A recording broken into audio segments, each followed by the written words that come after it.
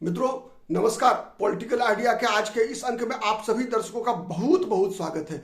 मित्रों आज हम बात करेंगे दिल्ली की। दिल्ली में जैसा सभी को पता है कि दिल्ली में विधानसभा के चुनाव संपन्न हो गए। विधानसभा के चुनाव का परिणाम सामने आ चुका है। भारतीय जनता पार्टी स्पष्ट बहुमत से वहां सरकार बनाने जा रही है और आज दिन भर विभिन्न चैनलों पे बहस का विषय यह रहा कि वहां का मुख्यमंत्री कौन होगा। ठीक है, आप लोग भी मेरा आग्रह होगा कि आप लोग भी अपनी पसंद कमेंट के माध्यम से बता सकते हैं।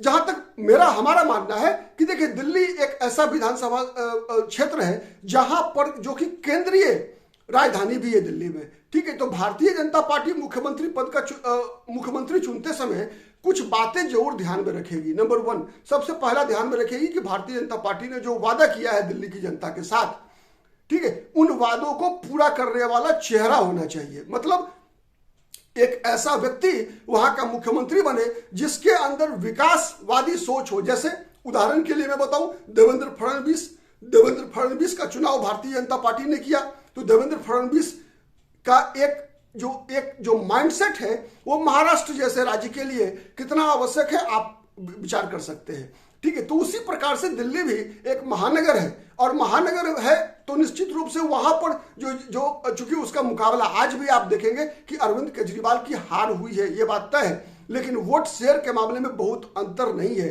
ये अंतर इसलिए आपको सीटों में दिखा क्योंकि कांग्रेस पार्टी ने आम आदमी पार्टी का कहीं ना कहीं 2.5% वोट काटा और भारतीय जनता पार्टी और आम आदमी पार्टी के बीच में जो वोट का डिफरेंस है वो मात्र 2% का है। 2% वोट के डिफरेंस से ही 26 सीटों का अंतर आ गया। बीजेपी को 48 और आम आदमी पार्टी को 22 सीटें आई है।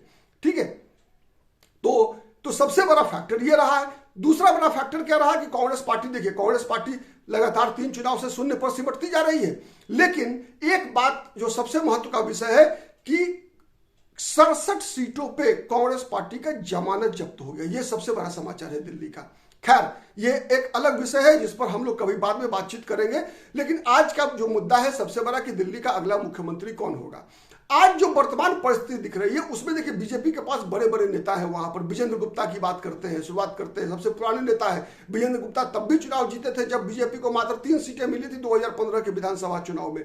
ठीक है, लेकिन विजेंद्र गुप्ता जिस सामाजिक समूह से आते हैं, जिस वर्ग से आते हैं, वैसे वर्ग से आते हैं, उसी वर्ग का प्रधानमंत्री भी है, उसी वर्ग का गृह मंत्री भी है। ठीक है, तो मुझे नहीं लगता कि विजेंद्र गुप्ता के नाम पर मुख्यमंत्री के रूप में सहमति शायद बीजेपी बनाएगी। ठीक है, दूसरा जो वहां पर आता है नाम वो वीरेंद्र सचदेवा का, जो वहां के अभी प्रदेश अध्यक्ष है, तो वो भी मुझे लगता है कहीं ना कहीं कट सकते हैं इसलिए कि वो विधायक नहीं है। अगर उनको मुख्यमंत्री बनाया जाता है तो निश्चित रूप से किसी विधायक को इस्तीफा देना पड़ेगा, क्योंकि वहां विधान परिषद तो है नहीं, दूसरा हाउस है नहीं, एक ही हाउस है, विधानसभा ही है। तो इसीलिए एक विधायक का किसी का बलिदान देना पड़ेगा और फिर उनको चुनकर आना पड़ेगा विधानसभा से किसी सीट से। उसके बाद नाम आता है प्रवेश वर्मा का। प्रवेश वर्मा देखिए बहुत बड़ा नाम है। प्रवेश वर्मा ने अरविंद केजरीवाल को हराया है और पिछले बार लोकसभा चुनाव में प्रवेश वर्मा को जब टिकट नहीं मिला तो मुझे लगता है उसी समय से प्रवेश वर्मा अमित शाह के कहने पर तैयारी कर रहे थे कि अरविंद केजरीवाल को दिल्ली में उनके विधानसभा क्षेत्र में ही जाकर पटकनी देना है। ठीक है, तो इसीलिए लगातार अमित शाह के द्वारा प्रवेश वर्मा को तैयार किया जा रहा था। तो क्या अगला मुख्यमंत्री प्रवेश वर्मा है? ठीक है, यह भी विषय है। प्रवेश वर्मा इसलिए भी चेहरा मजबूत दिखता है इसलिए कि बगल में देखिए जाटों की संख्या दिल्ली में भी है, बगल में हरियाणा है, हरियाणा में भी जाटों की आबादी है, लेकिन बीजेपी ने हरियाणा में गैर जाट मुख्यमंत्री बनाया है। इससे पहले मनोहर लाल खट्टर थे, अब जो है नायब सिंह सैनी है जो कि कुशवाहा जाति से है। मनोहर लाल खट्टर पंजाबी खत्री थे। बगल में चले जाइए, दिल्ली के बगल में राजस्थान है जहां पर पूर्वी राजस्थान में जाटों की बड़ी अच्छी आबादी है, वहां हनुमान बेनीवाल जो है जाटों के बड़े नेता हैं। तो बीजेपी जाट वोट बैंक को अगर साधना चाहती, उतना ही नहीं, दिल्ली से सटा पश्चिमी उत्तर प्रदेश का इलाका है जहां पर कि जाट एक बहुत बड़ी शक्ति है, किसान आंदोलन का केंद्र रहा है पश्चिमी उत्तर प्रदेश। तो क्या बीजेपी प्रवेश वर्मा को बनाएगी? है, प्रवेश वर्मा एक बहुत बड़े दावेदार है, लेकिन अगर प्रवेश वर्मा नहीं तो फिर कौन? अगर सामाजिक समीकरण अगर कुछ इशारा कर रहा है तो प्रवेश वर्मा एक दावेदार होते हैं। दूसरा दावेदार एक और विषय आ रहा है कि देश भर में वर्तमान समय में एक भी दलित मुख्यमंत्री नहीं है। एक भी दलित वर्ग से देश भर के अंदर मुख्यमंत्री नहीं है। और इधर के दिनों में देखेंगे कि दलित राजनीति पर लंबी लंबी बहसें चल रही है, संसद से लेकर सड़क तक। तो क्या भारतीय जनता पार्टी वहां पर किसी दलित को मुख्यमंत्री बनाएगी? तो उस अगर दलित किसी को मुख्यमंत्री बनाती है तो दुष्यंत गौतम एक नाम है भारतीय जनता पार्टी के पास, जो वहां पर की एक बड़ा चेहरा है। और भी हो सकता है, संभव है कि प्रधानमंत्री और गृह मंत्री का आशीर्वाद उनको मिल जाए, जेपी नड्डा का आशीर्वाद मिल जाए, दुष्यंत गौतम मुख्यमंत्री हो सकते हैं। ठीक है, तो दो नाम हो गए, प्रवेश वर्मा और दुष्यंत गौतम। तीसरा नाम आता है राजकुमार भाटिया का। ठीक है, राजकुमार भाटिया इस बार विश्वासनगर विधानसभा सीट से चुनाव जीत कर आए हैं। मित्रों याद रखिए, प्रोफेसर राजकुमार भाटिया दिल्ली यूनिवर्सिटी के रिटायर्ड प्रोफेसर हैं, अखिल भारतीय विद्यार्थी परिषद से लंबे समय से जुड़े रहे हैं। उसी अखिल भारतीय विद्यार्थी परिषद से, जिस विद्यार्थी परिषद से भारतीय जनता पार्टी का जो वर्तमान केंद्रीय नेतृत्व है जेपी नड्डा बिहार में विद्यार्थी परिषद के बड़े कार्यकर्ता हुआ करते थे। नरेंद्र मोदी से लेकर अमित शाह तक सभी लोगों ने विद्यार्थी परिषद में काम किया है। कई ऐसे नाम है आज के केंद्रीय मंत्रिमंडल में देखेंगे, भारतीय जनता पार्टी के राष्ट्रीय पदाधिकारियों में देखेंगे, देवेंद्र फडणवीस महाराष्ट्र में देखेंगे, सब के सब विद्यार्थी परिषद से आए हुए हैं। तो क्या प्रोफेसर राजकुमार भाटिया जो अखिल भारतीय विद्यार्थी परिषद के राष्ट्रीय अध्यक्ष रह चुके हैं, क्या वो होंगे मुख्यमंत्री?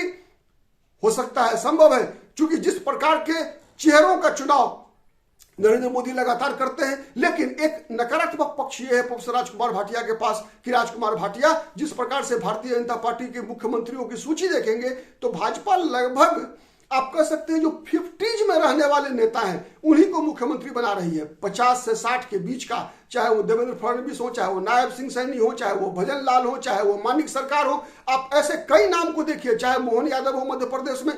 तो ऐसे सभी मतलब भारतीय जनता पार्टी एक तरह से जो एक ट्रांसफॉर्मेशन पार्टी का कर रही है उम्र के आधार पर। ठीक है, तो उसमें राजकुमार भाटिया फिट नहीं बैठते हैं। अंत में एक बड़ा नाम है नुपुर शर्मा का। आपको याद होगा नुपुर शर्मा जिन पर फतवा जारी हो गया था, ठीक है, कन्हैया लाल की घटना के समय। आपको याद होगा जयपुर में जो कन्हैया लाल की घटना घटी थी, ठीक है, उस पर उस समय में जो है नुपुर शर्मा पर फतवा जारी हो गया था। कई लोग उन्हें उनके जान के खून के प्यासे थे। तो क्या भारतीय जनता पार्टी नुपुर शर्मा को वहां का मुख्यमंत्री बना सकती है? ये कई सवाल है। तो ये 4 नाम मुख्य रूप से अभी गंभीर दावेदार के रूप में है। वैसे कहा जाता है कि जिनका नाम चलता है भाजपा का नेतृत्व नरेंद्र मोदी और अमित शाह, वैसे नामों को मुख्यमंत्री नहीं बनाते, हर वक्त कोई ना कोई सरप्राइज करते हैं। लेकिन अगर जो ट्रेंड भारतीय जनता पार्टी ने इधर के दिनों में सेट किया है उस आधार पर अगर देखें तो ये 4 नाम, प्रवेश वर्मा पहला, ठीक है, दूसरे नंबर पर आते हैं दुष्यंत गौतम, तीसरे नंबर पर प्रोफेसर राजकुमार भाटिया और चौथे नंबर पर नुपुर शर्मा। ये 4 नाम ऐसे हैं जिनमें से कोई एक दिल्ली में इस बार मुख्यमंत्री बन सकते हैं। बहुत बहुत धन्यवाद। शुभ रात्रि, जय हिंद, जय भारत।